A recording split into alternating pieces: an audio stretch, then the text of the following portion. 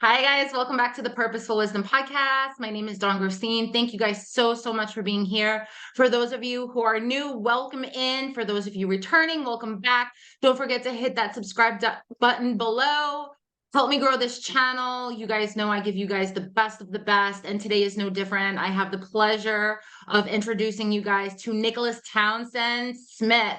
Nicolas is a mindset coach, speaker, and author who helps individuals reprogram negative thoughts, feelings, and behaviors to create their ideal lives. With a master's degree in industrial organizational psychology, Nick has coached thousands of individuals and entrepreneurs from around the world and has worked with organizations to develop the mindset needed to reach their goals and improve performance. He's the co-founder of Wake Up with Giants TV, the League of Giants, the Tribe of Giants, and Stretch Revolution. Nick is also the author of The Giants and the Smalls, The Art of Accomplishment, Sowing Seeds, and many more stories and poems. He has been featured in the news, podcasts, and magazines from around the world. Despite being diagnosed with generalized anxiety disorder and complex PTSD in 2017, Nick created the 12 Journey program, which proves that anyone can be successful regardless of their history by taking small steps towards a positive outcome and staying with it long enough to win. Welcome in, Nicolas. Thanks so much for being here today. That's beautiful. You're welcome. I like Oh that my intro. God. Well, thank you. I try. I mean, I want to give you guys the intros you guys deserve because, like, I know, like, it. I especially with coaches, especially with mindset coaches, like we are in the same field here, and there's always a backstory. So I always like to just kind of go to the root and find out from you what inspired you to become a mindset coach and help others. Yeah, so I'll go back. I'll go way back, and I'm number 9 of 11 kids. Dad died when I was 2. Mom raised all 11 kids alone. Had mental challenges. I decided I didn't want to be like that, and bless her heart, she did the best she could with what she had, but it instilled some things within me that I really struggled with through life. It was in 2009 that things really started kicking off. I had lost my business. I was foreclosed on. I was starting over. And somebody mentioned that I should talk to a gentleman named Steve Hardison. And I didn't know anything about this guy, but I knew I needed to talk to him. So he called actually when I was in the parking lot of a welfare center here in Salt Lake City. I was going in to get food. And instead of going in, we talked for an hour. And this man put me on his shoulder. He stood up metaphorically and showed me my potential. And it was one of those conversations that you don't remember much of the dialogue, but you remember how you felt. You come out of it feeling like, I can do this. I can change my life. My life didn't change drastically from there, but that became foundational for everything that followed. I was listening to the book Who Moved My Cheese by Spencer Johnson. Yes. And I thought, this is rad. I could totally write this. And so I did. I created the metaphor of the giants and the smalls out of that, that book and the conversations with coaches like Steve Hardison. I thought, how could I teach my kids and myself to really step into the giant that's already in there and allow that to come out? And so the metaphor of the giants and the smalls is kind of like Who Moved My Cheese. It's a kid's book for adults. Right. But it took me over a decade to even live into it. I went back to school. I got my master's degree. It wasn't like, oh, I have this awakening and then all of a sudden I'm healed. I'm still healing.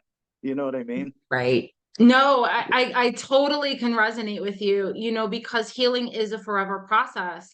And I think most coaches that get into this field, we come from some sort of traumatizing background. Let's just call a spade here. And it puts us on the path to inspire others and share our stories and let others know, hey, it's not an overnight process. It is hard. It does take work, but if you really want to see the best version of you, it is possible. And it's commitment and it's determination. And, it goes back to mindset. A lot of us have these belief systems when we're younger that, because we come from nothing or we were made to feel like we were nothing, we are, and we carry that into our adult lives. And until that shift changes and we realize we're so much more, that's when the true healing starts. So I love your story. Wow. And kudos to your mom, 11 kids. That's, oh my gosh.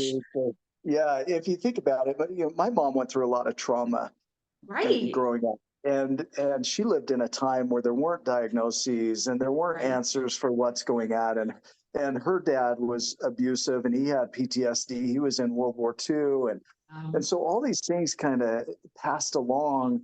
And yeah, kudos to her for doing as well as she did with what she had to work with. I mean, that's pretty impressive. I can only Oh imagine yeah. how challenging, right?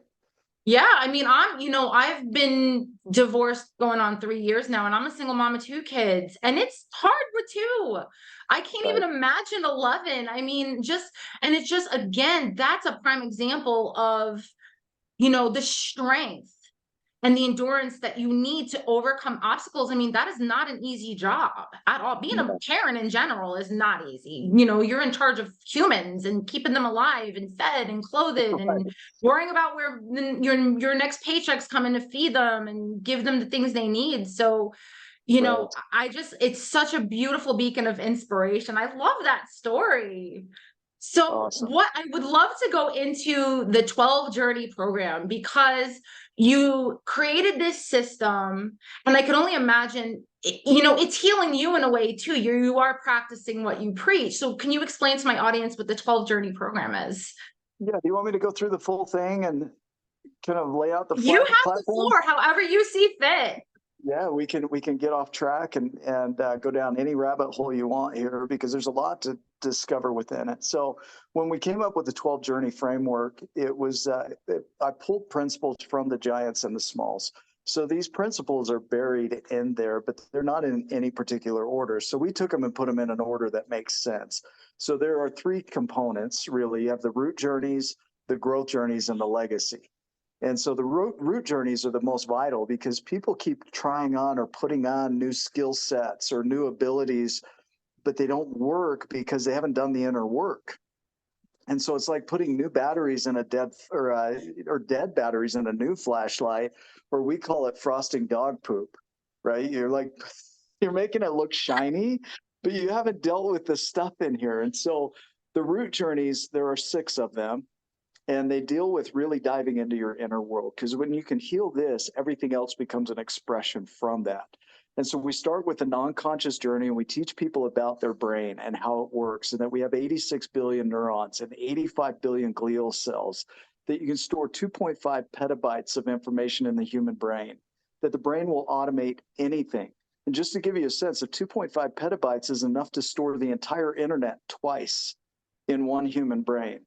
And even if you had half a brain, you could store the internet once in half a Wow. brain, just to give you a sense. And so people go around saying, I don't have the brain for it. I don't have the ability to do that. But it's not a fault of equipment, it's a fault of thinking and development. And so we teach people about their proto value systems and where those came from and the influence of culture and society and family on who you think you are, because that who you think you are bleeds into everything that you do. If you Right. think you're insignificant and small, it's not because you're insignificant and small, it's because you think you're insignificant and small.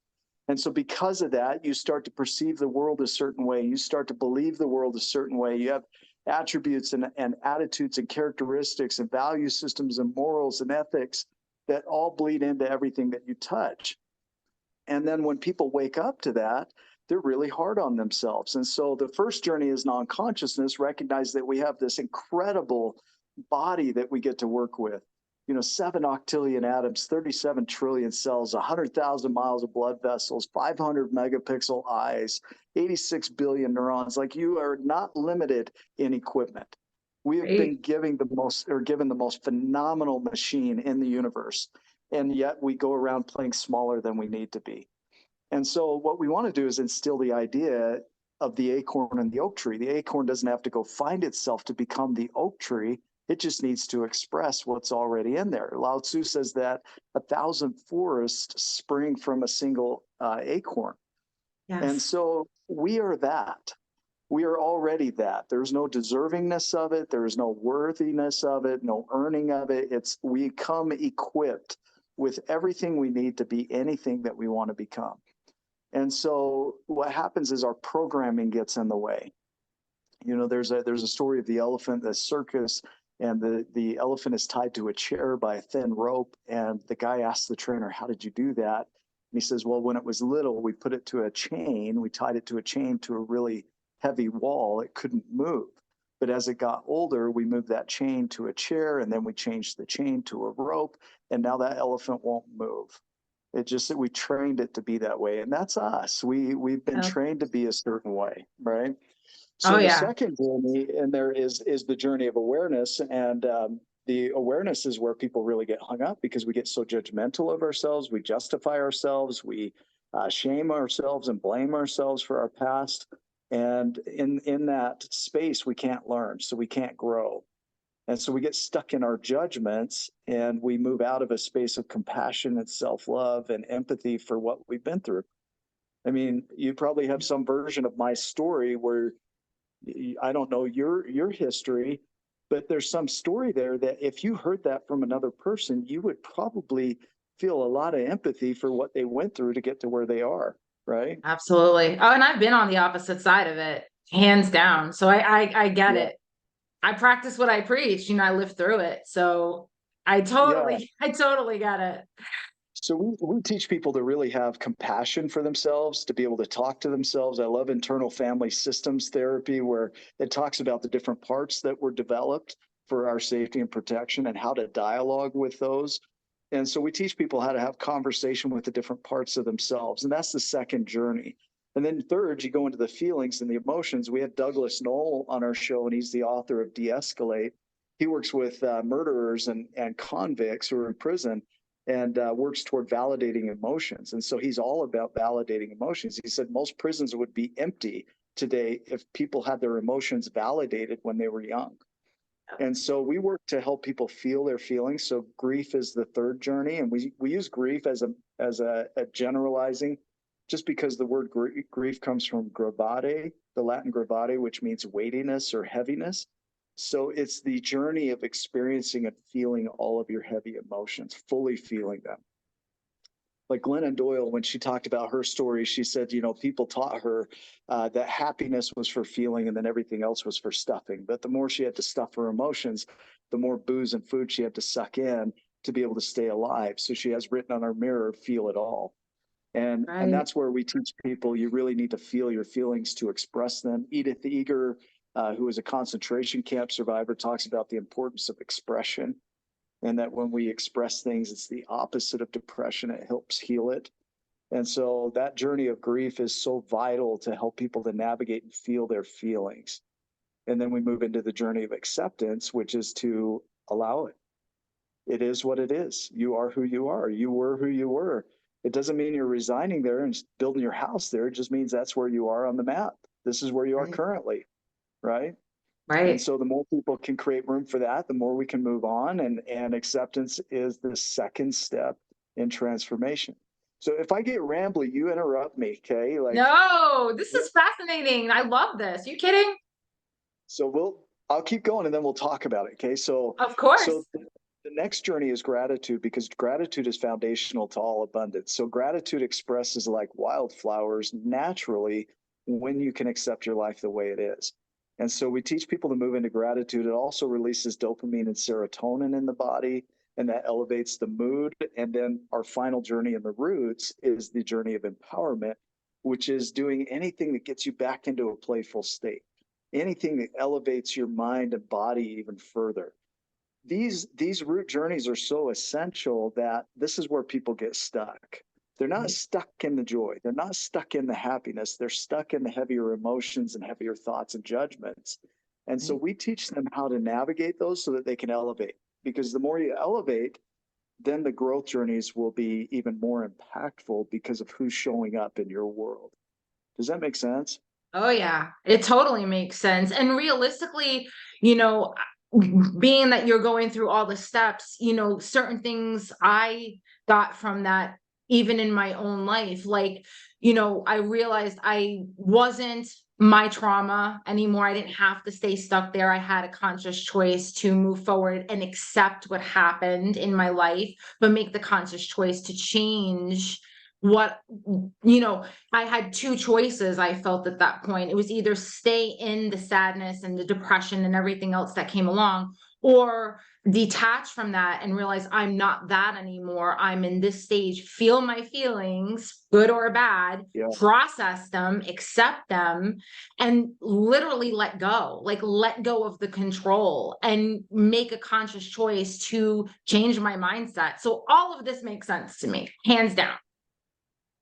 Right. And the framework can be used again and again. It doesn't matter what you're working on. The common element in everything is you. That how you do anything, I think it was T. Harv Eker who said that how you do anything is how you do everything. Everything. Yep. And that's us. And Nathaniel Branden said, no one is coming to save you. So we get stuck in this view of waiting to be rescued, giving our world and our control over to an external source. Byron Katie, she says that as long as you think the issue is out there, that the problem is out there, there is no hope, that you're forever the victim of your life. You're suffering in Yep. paradise. And the thing with this world is so neutral that it will create anything you want it to be. So if you're perceiving your world as suffering, your world will match that. It'll Yes. match that. And that can be really disappointing because you think, well, how do I change it? I don't know how to change it. I'm stuck in this way of being. And that's creating my outer world. And so it's getting confirmed out here. And I feel like it's true because I keep seeing it show up. And so it really comes back to being able to learn how to work with yourself to change your way of being. Right. And so that's where we slow down. And it's I've had people tell me to F off in our trainings because it's so difficult to sit with and then later come back and say thank you for what you did. I've had people just get in touch with their old parts of themselves that they've exiled, that they don't want around, and make peace with them, and that's allowed them to move forward. I've had people who don't express emotions pour tears. It's like when you really get in touch with the holistic approach to being a human, then you start to realize you're not as broken as you think you are. Right. And Yep. that helps, right? Oh yeah. Yeah, absolutely. It's hand in hand with belief systems because, as children, we grow up believing what's around us, what we're told. We, subconsciously, these are things that, are programmed in our subconscious. So we carry them into adulthood. And when we realize that we're not victims anymore and that we can literally reprogram our mindset, we can literally create new neural pathways in our brains and new subconscious downloads. And it goes to energy therapy, it goes to hertz. There's so many ways that you can reprogram the subconscious to creating this belief system. What I found, especially in a lot of my clients, is that it's so hard at first, and I could speak for myself with this too. When you start to try to believe the things that make you uncomfortable, it feels awkward. So Right. people tend to give up in that stage. That's where I feel they get stuck because it's like, wait a minute, like I tell my clients a lot about affirmations, like affirmations are powerful. The I am is so powerful, and they're like, yeah, but I don't believe it. So it feels awkward. And I said, well, it takes 30 days to create a new habit. So yeah, it's going to feel awkward because it's uncomfortable, but you have to get comfortable being uncomfortable if you want your mindset to change, if you want you to change. So I think Right. that's where they feel stuck. Do you find that even in your program that people are like, I don't believe the crap I'm telling myself, and they stay stuck? Yeah, I don't use affirmations. And it takes anywhere from 18 to 258 days to create a habit, 66 on average. And so a lot of people give up way too soon on their new Yep. behaviors, so they don't get time to automate. And so I'm going to go into a couple of things if that's okay on Of this. course. So the way the neurons work in the brain is that as you create a new neural pathway, you have glial cells that are support cells. You have an equal number or more of support cells in the brain to neural cells. So these glial cells come in, and as you do something, they start to automate things. So you have these oligodendrocytes that come in and wrap the axons of the neurons so that they fire faster and faster. And the slowest neuron fires at 1 mile per hour, and the fastest is 268 miles per hour. But as you automate things, that myelin sheath gets built up on the axon and allows it to fire faster and faster, but it takes repetition. And then you have these things called astrocytes that wrap the synaptic connection so that the chemical response isn't lost between synapse and synapse. So you're able to fire more efficiently, but that takes repetition as well. And then you have microglia that go clean up the low-level brain damage of the day. And so they make it more efficient, more structurally sound, but also it takes repetition. And then when you get into belief systems, a good mentor of mine, Townsend Wardlaw, he said that anytime you believe a belief, it becomes limiting by the nature of believing it. Essentially, he boxed in the universe and said, that's it. And so a belief system, it comes from the Germanic glauben, which means to hold dear, is what you're holding onto or holding as dear, or your truth is simply your truth. It doesn't mean it's a universal truth or a global truth. It's just your truth. And so what are you believing or holding on to that's keeping you from reaching your potential? And even the possibility of opening up to that will allow you to grow. And I use declarations instead of affirmations, because a declaration, that word means to assert your commitment to be something. To assert meaning to speak boldly, and to commit meaning to do. And so when you say, I am this, then what you're doing is you're asserting your commitment to be that. So when you're not that, it's a return point to remember to go to the gym, so to speak, right? Like, okay, I haven't been to the gym. I'm going to go back to the gym. I haven't been eating healthy. I'm going to go back to eating healthy. So the I am statement, one of mine is, I am giant. I am the mystical giant. I am that. I am abundance in all of its forms. Some of these statements, there are times I don't fully feel that. So it becomes a return point, a re-engagement point. So yeah, I might not be that, but I'm willing to commit to being that, right? You become confident by being confident. You become powerful by being powerful. And as you practice that, your brain and body support it. And it becomes one of those things where it does become automated because of repetition and practice, not because you just said it one time. Right. Yeah. I'm wondering what that brings up in you as you hear all that. No, it's just it's definitely an interesting, different perspective. So do you do almost like you command, like, I will? Like, so what's the difference between, like, how do you help people understand a declaration? Like, give me an example of what that would even look like for someone. Well, I'd love to go into the growth journeys because I think it ties into that. Go for it. And is that okay? And then I think we'll pull it back there. Yeah. So when you elevate your view of the world, when you start to feel more positive, Herbert Simon, the Nobel Prize winner, said that we need to satisfy more than perfect. The word perfection, we've twisted it to mean flawlessness, but originally that word was perfecere, which means to perform and to complete. So as we did things and finished them, we were actually doing them perfectly by definition. So like even biblically, you can hear Christ say, it is complete. Well, he did the work and then he finished it. That was perfection. But we got this idea of you can't make mistakes, right? But satisficing goes into the term of it fits the need and is sufficient for the task. It satisfies the need and is sufficient for the task. It'll outperform flawlessness every time. Good enough is better than perfection, is what he said. And so when we get into that state of feeling good enough, and then we look into growth, right? So now the first thing that we're going to face is the unknown, the uncertainty. And most people hate uncertainty. But you get into the mathematician Nicolas Taleb, who says that, yeah, we are, as empirical decision makers, we need to hold uncertainty as our discipline. That moving forward with incomplete information is the highest and most noble human pursuit. And Margaret Drabble, who says that when nothing is sure, everything is possible. So when you start looking at uncertainty as possibility, it means everything you want to create is available to you, that there is no limitation to it. And who's looking at uncertainty matters. If you're in a disempowered state and you look at uncertainty, you're going to see fear and repetition of the same things that have always been there. But when you elevate your power and you look at uncertainty, you see possibility. Oh, I could do this and I could do that, right? And you play like you did when you were a kid. So really getting into that playful state is important so that when you look at the unknown, you know that nothing has been written yet, and it's up to me to write it. My future, my present moment does not exist, never has existed, and will only exist as I create it. The words creation and reaction are the same letters, they're just arranged differently.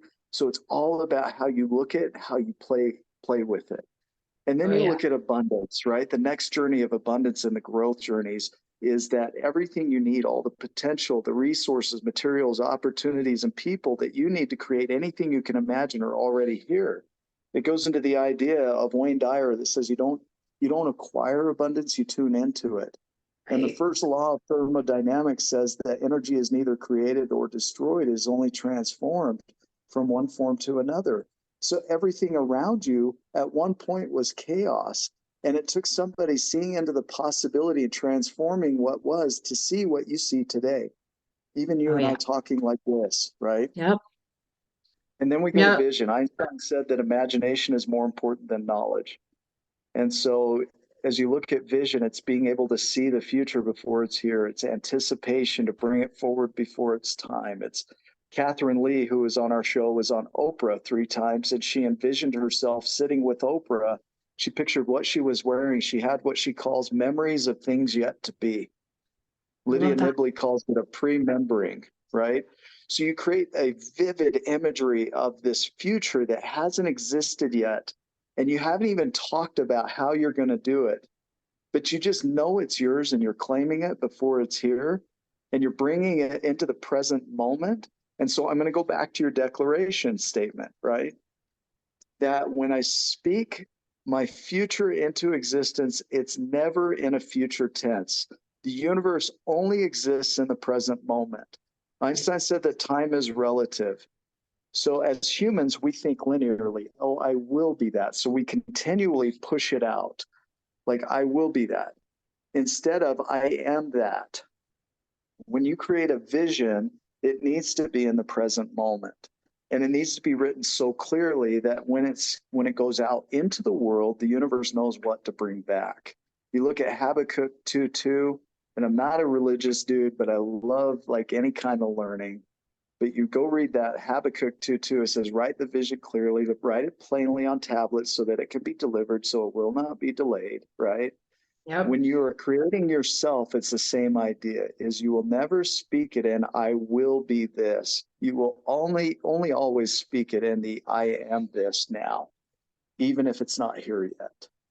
Does that Oh make yeah. sense? Oh yeah. It's something I do Yeah. every day. I mean, I have my gratitude journal by my bed and I declare things. Like that's just it, you know, and I was like I am an author. I am a podcaster, like I am a coach, and Yes. everything that I have manifested in my life has happened. And you had to take the fear out of it. I had to push through the fear and of the unknown, but now I look at life like the unexpected is so, for me, it's so exciting.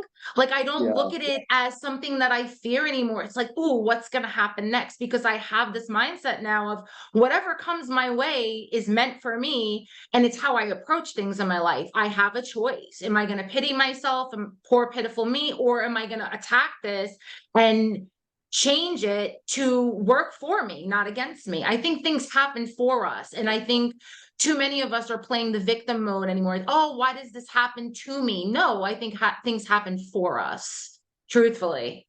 Okay, let's take that to another level, even. Like things happen to me, that's one version. Things happen for me is another version. But the third and most powerful is that things happen from me. And so everything in your world is an expression from who you think you are. And so if you can really empower you, then like the acorn, the oak tree was always in there. It didn't have to go find itself to become the oak tree. It was already in there. It became an expression of what was in there. And so what comes from you, everything that happens in my world comes from me, takes back the control as an expression of who you think you are in the world. Right. And so like the idea that we have to know how we're going to do it, most people do their dreaming and visioning from what we call the how hole. They get stuck Yes. in the how hole. Like, how am I going to do this? And they can only think as far as they think they can. And so what we do is we take them to the journey of surrender after vision so that they don't think of their vision from how, they let go of the how and they let go of the timing, Yep. right? So like Steve Jobs says, you can't connect the dots looking forward. You can only do that looking backwards. So you have to trust that the dots will somehow connect.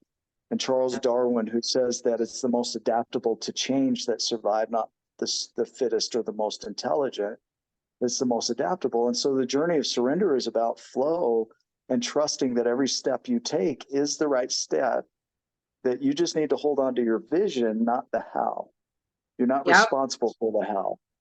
And Wayne Dyer says that. I mean, I grew up on Wayne Dyer and listened to Yeah, everything. So many. I mean, I read the whole Tao. I love Lots too. I love that. It's so simple, and it just many of the philosophers you're talking about. I've read their books. I've listened to podcasts. I've listened to audiobooks. Like, because it's so true. Like, take away the how. Take away, because we're stuck. We limit ourselves with the how. We think, oh, well, if I don't have this plan in motion and I don't have all the steps, then you're self-sabotaging yourself. Let go of the how, focus on what you want to accomplish in your life, and the rest, everything will flow in. Like, yeah, we're working with energy. We are light beings, energy, all of this. It's about flow. You're absolutely correct about this. yeah. There's a gentleman I was watching on TikTok the other day, and he had a powerful statement. He says, "You want to outperform 99% of the people?" He said, "Don't self-sabotage in your lows." That's it. Like, you Yep. can have your lows, just don't take those actions that destroy your life, because what happens is you end up cleaning up just to get to ground level because you created Yeah. self-sabotage. So if you can have your feelings and let them be there, but not destroy your world because of it, then you're already coming out ahead when that passes, and it will pass. And Absolutely. so, Because you don't want the body to hold on to those emotions too, especially negative. And another great book I read was The Body Keeps the Score. And on a yes, science, yeah, there's a lot of science behind that book. And it is true. Like, that is where disease comes from. And if you learn to be with the emotion and then choose, like, okay, I could either wallow in my self-pity or accept this is what it is, you release that right, from the body. So I always say, it always starts with mindset. It always, what you think, you become. And I think that's where the fear comes in for most people, because they're so comfortable in the misery that change is scary for most people, and they stay yeah, stuck. yeah. And change is inevitable. That's the one thing that is constant.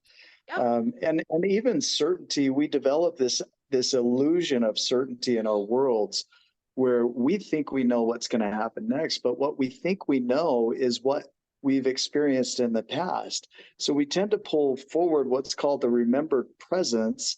And so we're not fully present, we're present from our memories, and then we predict our future from that. And so we're constantly projecting forward our past. So we're pulling that forward and then projecting that into the future and calling that certainty.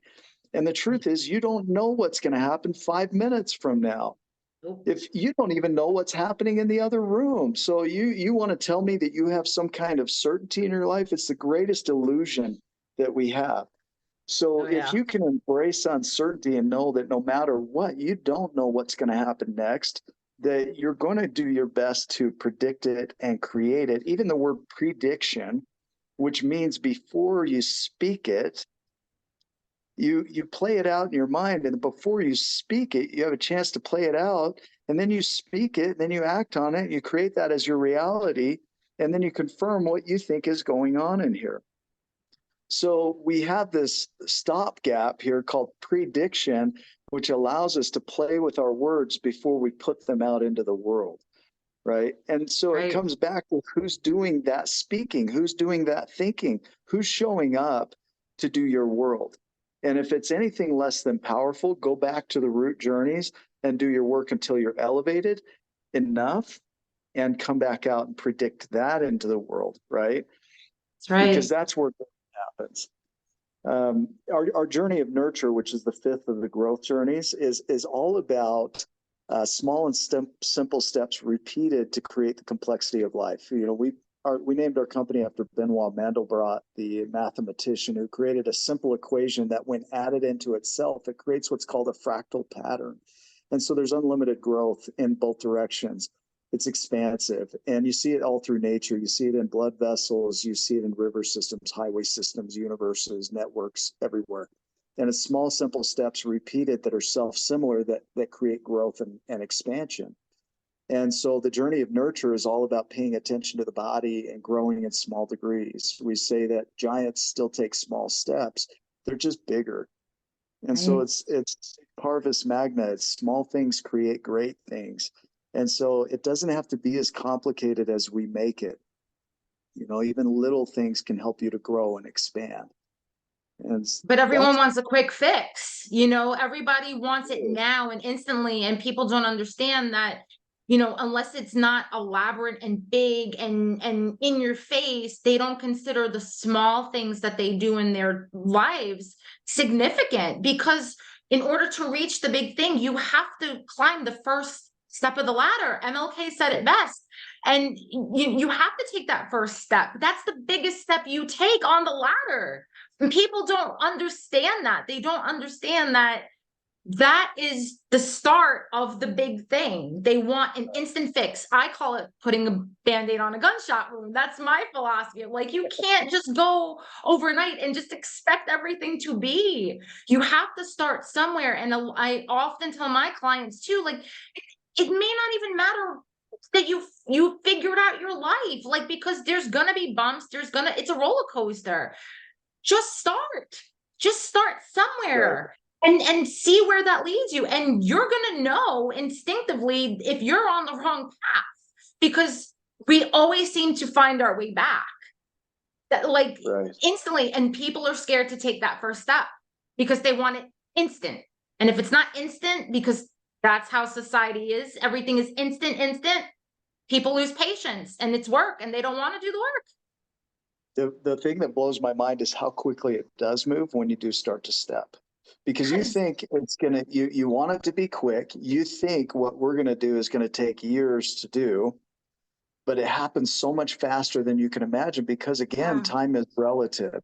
And it really does take taking that action to demonstrate that you're committed to it. Because if you really want a simple measurement, you know, if integrity is the measurement between what you say you'll do and what shows up in the world, then you can really measure how you're doing by your activity. So if somebody says, I'm going to do this, but they do nothing, they have zero integrity, not as a judgment, but as a measurement of how they're doing. So if you're really committed to something, you're doing it. So what are you committed to? Are you committed to watching TV? Are you committed to being on TikTok all day? Are you committed to going and hanging out with friends? Are you committed to drinking more than you should? You know, are you eating? That's what you're committed to, because that's what you're doing. And there's no judgment in it. It's just simply a recognition. You're saying one thing and you're showing up in another thing. And it's okay. Like, I'll veg out on TikTok. I'll veg out and watch funny movies. You know, it's like, I don't care. I just know I'll re-engage with my word when it's time to re-engage with my word. Right. And I know it's going to be a lifelong thing, right? Right. Yeah, I don't even do TikTok, so kudos to you. I just don't. I don't have the patience. I'm like, no, I can't. I can't live with it. It's so funny to me. Like, I need it. I need that interrupt, you know? So, like, I love comedy. I love, you know, just being able to interrupt. I love getting out into nature. Yes. You know, anything to interrupt the routine and the mundane. Yes, because we need balance. Go unconscious, yeah. Right, yeah. and we do need balance. And the best way I found is out in nature. Like, I love grounding myself in nature, just barefoot on the grass. I know my body is getting all the electrons it needs to heal itself, inflammation. Like, I love earthing. It's one of my favorite things to do because I'm very holistic too. And I really believe that we have the power to heal ourselves. And it's so true. Like, I've had so many experts on my show, and it's the same things, new things that I'm learning. And it's just, I'm like, thank God, like, I'm good. Like, it, you know, and once you get into that, you know, it's when you see your life shift before your own eyes and you do look back, because I have a saying in my home that the only time you look back is to see how far you've come. And if I play back even the last 4 years of my life, I'm like, holy crap. Like Yeah. my life has done a 160. And I did it. I showed up for me because I truly believe too, the only one that's going to ever show up for you is you. You can only depend on you at the end of the day. Yes, you have loved ones and friends and family, but they're not living your life. You have to live your life, and you're in charge of your life. And if you show up for you the best way you can show up for you, that's a ripple effect to the world, because now you're in this vibration, this new way of thinking, and now you're seeing the world differently. You see everything differently. It's so powerful and empowering. And like, that's why I started this channel. Like, I want to empower other people to understand it's worth it. Hard work is so worth it. Yeah. Yeah, it is. And it really ties in. So our final journey is on the legacy journey, which is a gift, the gift you want to leave the world. And it's not necessarily the world, it's the gift you're leaving as you're moving along. And it's your why, and the purpose. People are like, I don't know what my purpose is. But if you redefine that word, going back to the origins of it, it means a place of rest, like a rest stop. And so if you think of purpose as rest stops along the way on the journey, it's like points of interest or places I'd like to visit or things I'd like to see. It's like a bucket list, and there's no limit. And Right. so create as many purposes as you can imagine. Like, I'd like to do this and I'd like to do that. And I think of Viktor Frankl's work and his book, Yes to Life, or Man's Search for Meaning. It all comes down to what he shares as the meaning of life is to give meaning to life. And it could be as simple as, I want to help my neighbor today, or this is why I'm doing this. This is why I'm getting out of bed today. It's the fruit of your efforts, really. And that's why we use the analogy of the root, the growth, and we say the root, the shoot, and the fruit, I love that. right? So it's these three areas that when your roots are healthy, your tree grows. And when your tree is healthy, the fruit grows. And it gives back to the world without limit and without requirement and in abundance. And so when you take care of all three areas, you're really living fully to your expression. Your life is an expression of you. And so that's Yep. where the 12 journeys are just so complete. The number 12 is a number of completion as Yep. well. And so Wow.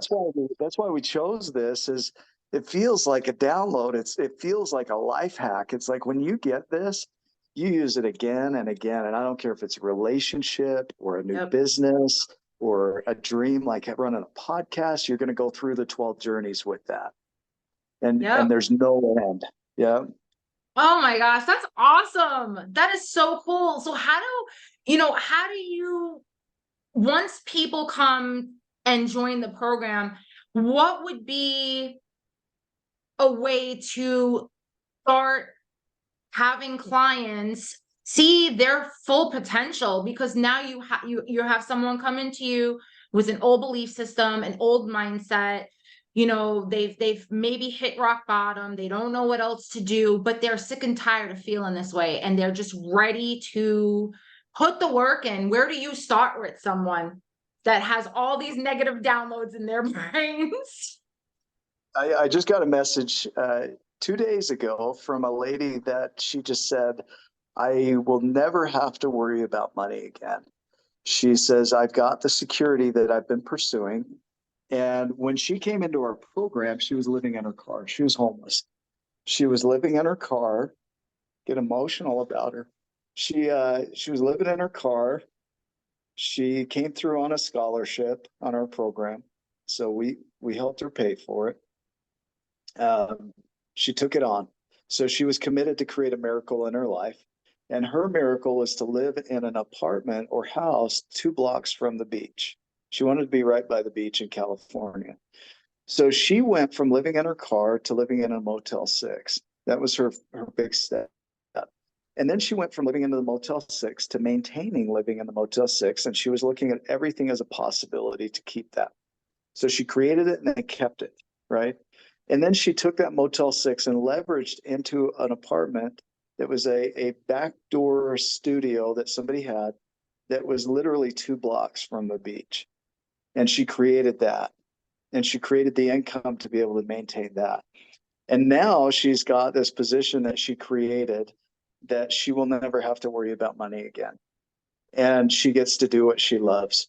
And so it was, it took 2 years to do that. But you think, would you commit for 2 years to be able to create your dream life? And she's just one of many. I mean, we've had people go through that. They've gone through on relationships. We've had authors come through and they want to get their book published and promoted. And it's the same journey for each of them. It's an internal journey of expressing your inner giant. And it's using this framework to do that. But I didn't do that work.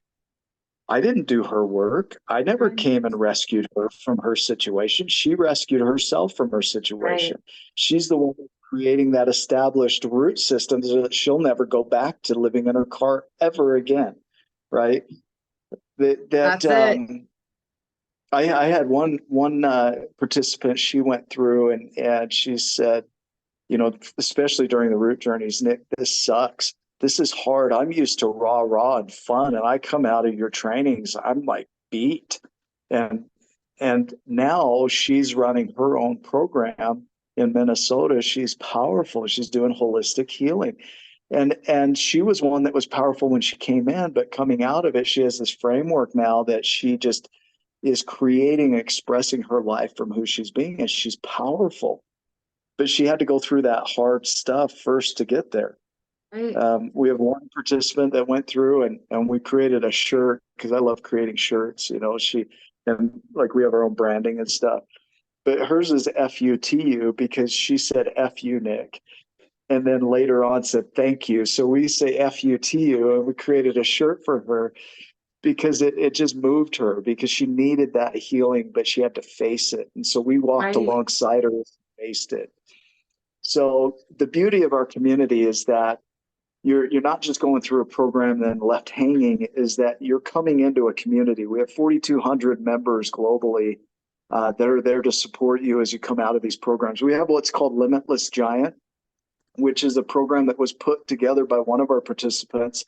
Her vision, her grand vision was to hike the Grand Canyon. Well, that's not a big deal for most people. Her deal was that she had 5 feet of colon removed. So for her, she needs access to restrooms and stuff like that. And so that was a huge, impossible dream, and she did it. And from that experience and more, she's gone on to work towards getting us on stage with doTERRA and other big companies. We did a live training with their leadership team at doTERRA, and that was because of her. And she created what's called Limitless Giant, which is a follow-up group to our training program so that there's ongoing support around the 12 journeys. And she created all that. Like that wasn't even on my mind back then. And so we want to not only give the framework, but we want to have follow-up systems in place. We have workbooks, we have books, we have there's no limit. We have over 200, I think 50 interviews online from Wake Up with Giants TV with experts. We have we go live every Sunday morning inside of the Tribe of Giants. We have this just highly active, highly engaged community. Like we're trying to impact 100 million lives globally, and there's no way we're going to do that alone. We're working toward making a movie. Like this quarter here was given to me by 3 9-year-old triplets who said, we want to give you this quarter to make the movie. It was the first investor I had in the movie. Oh my gosh, that's so cute. I love that. But see, it's beautiful. See how innocent children are. They're the true believers. Like, it's getting back to those roots, that childlike energy of I can do anything I put my the innocence of like, here you go, you're gonna do it. We're investing. I love, gosh, right. It's so cute. I love that. I love that. Yeah. Nicolas, this is so, I mean, this is so powerful and so inspiring. And, to be in a place where you can help others and help them along.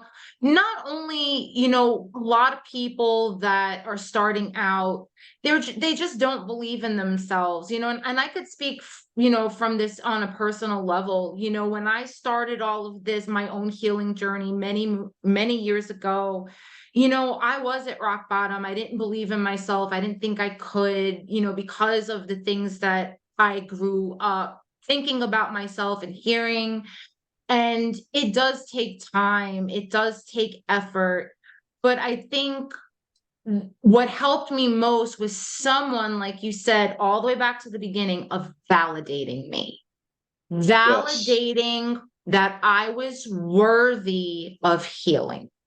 And Yes. that was the seed I needed to grow into the person and continue to grow, because I don't want to stay where I'm at. I want to go further, right? And I have that mindset to know, like, it's just going to happen. It's already, like, I already proclaimed it, like, it's already done. That's mine. Right. Yeah. And that's my mindset now. It's like, it's done already. Like, it's done. And but I needed the validation. And I think that's the heart and soul of what you're doing. You're validating people, that it is okay. And if you don't believe in yourself, I'm going to believe in you for you until you can believe in yourself. And that's so powerful. So, so You, powerful. you think of this gentleman that put me on his shoulder 15 years ago, and how that stuck. And that was one man that put me on his shoulder, stood up, and helped me to see my potential. And now I've been able to put thousands of people on my shoulder since then, right? It goes into Lao Tzu's 1,000 forests spring from a single acorn, right? And the people that have been impacted by me are now doing the same thing for others. And so Right. it's compounding. This will be here long after I'm gone. This will be something that goes on beyond me. And it's I don't do it in a way where I get recognized for it. I strive to recognize the people that are doing the work. I don't put my name out there at the forefront. I mean, you'll know me as the author, but that's it. The people that are doing the work are the ones doing the work. We just simply facilitate it. And so Right. our goal is to highlight you and help you to recognize your inner giant so that you can do something amazing with your world like you want to. Right. Like, I think And that's there's amazing. humbleness behind that. And people see that.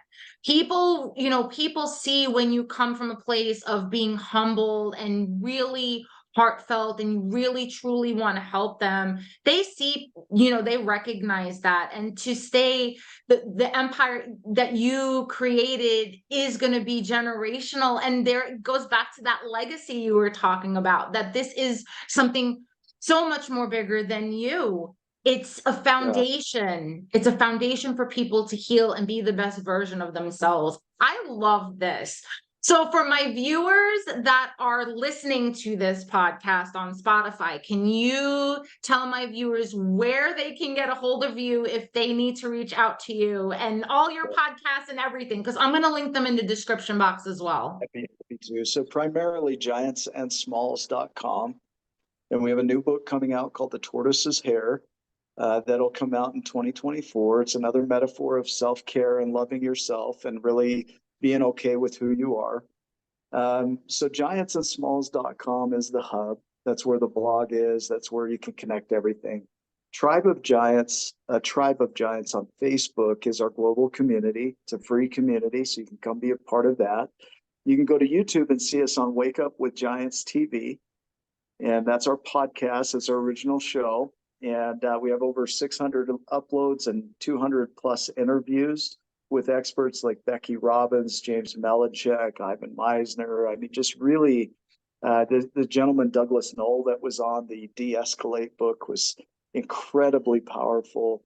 And it's all designed around these 12 journeys and really anchoring in who you are and your potential in the journeys of others. So we highlight their journey to show you that you can do that too. I love that. We need help spreading the message. Our big deal. That's why I'm doing these podcasts now, is I've been the podcast host and now I'm being a guest more. My business partner, Ryan Morris, has been a part of this from the beginning, and he's out there doing the same thing, spreading the message. We'll be speaking in Birmingham next year in May at the TUB event. And so that's a big event that's coming out in May of 2024. So there's a lot that will happen next year.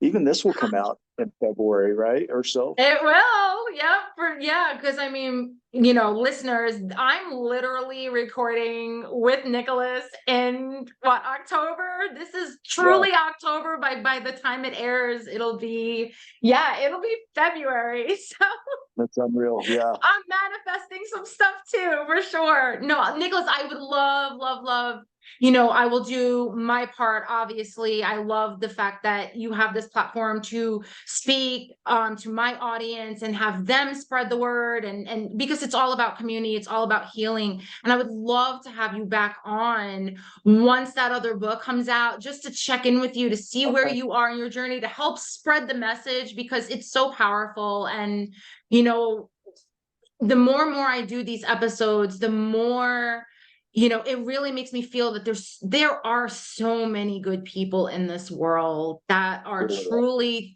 coming together. Like this healing community, with all the interviews I've done thus far, I've met incredible souls on this platform. And it gives me more hope than ever. You know, like I don't even watch the news anymore. I don't care. Like it sucks, things that are going on in this world, but I just don't even bother with anymore, because I feel this joy of this, you know, good always wins. There are good people out there that are doing their part to help others realize their potential and help them heal in so many ways. And it's just such a beautiful thing to see that there's so many good people in this world still. So I thank love you. that. Yeah, you too. Thank you for what you're doing. The platform is the big thing, is we're all doing the same kind of work. Right. And I think this is what will usher in the changes, is not by fighting what is, but by growing what we're growing. You know, Yep. this will not stop. There are too Right. many people doing good things in the world for this to stop. We might see some ugly things still while this grows, but this is going to grow. It's never going away. We And planted so, our seeds. That's yes, right. We did. yes. Thank you so much. Thank you so much for being here, guys. Thank you so much for joining me. As always, it's such a pleasure. Don't forget to subscribe, share, like, get in touch with Nicholas. If you know someone or if you yourself are struggling, he's here to help. My information will be in the description box as well. And until next time, you guys, be well. Thanks so much. Take care.